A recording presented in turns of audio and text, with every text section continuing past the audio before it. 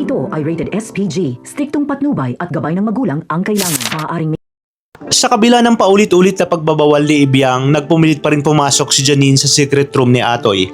Manghang-mangha siya sa kanyang nakita. Iba't ibang patalim, mga wig, costume at kagamitan na ginagamit ni Atoy sa kanyang mga undercover mission. Habang pilit siyang pinapalabas ni Ibiang, nakita naman ni Janine ang isang matulis na kutsilyo. Agad niya itong dinampot kaya napilitan si Ibiang na agawin ito. Sa kanilang pag-aagawan ay bumagsak ang kutsilyo at muntik nang tumama sa paa ni Ibiang. Sa halip na tumulong, lalo pang ikinalat ni Janine ang mga wig at kagamitan ni Atoy bago lumabas ng silid. Naiwan si Ibiang na mag-isang nagliligpit habang iniisip kung gaano kalaki ang magiging galit ni Atoy.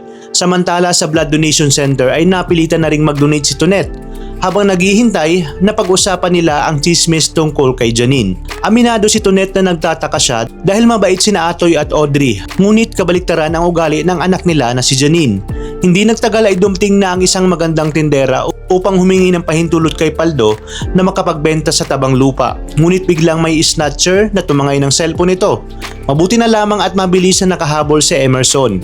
Napigilan niya ang holdupper at nabawi ang cellphone kahit hindi sinasadyang masundok ang babae sa gitna ng kaguluhan. Pag-uwi naman ni Atoy, nadatnan niyang nasa labas si Janine. Agad nitong isinumbong na pinalabas siya ni Ibiang. Nang marinig ni Atoy na nasa loob ng secret room itong si Ibiang, dali-dali siyang pumasok. Laking gulat niya nang makita si Ibiang na may hawak na kutsilyo. Kahit umiiyak na itong nagpapaliwanag na si Janine ang unang pumasok at pinigilan lamang niya, hindi naniwala si Atoy. Sa halip ay pinagalitan niya si Ibiang at pinalayas pa ito sa loob ng secret room. Habang lumuluha si Ibiang ay nananatiling kampante si Janine dahil muli na namang naniwala sa kanya itong si Atoy. Sa kabila ng lahat na si Janine naman talaga ang unang nagbukas sa secret room.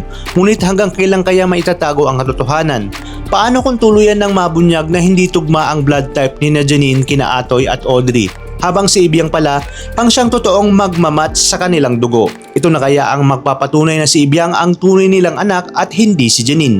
Abangan ang mga susunod na mga revelasyon sa The Master Cutter. At huwag kalimutang mag-like, mag-share at mag-subscribe para hindi kayo mahuli sa bawat nakakagulat na mga pangyayari.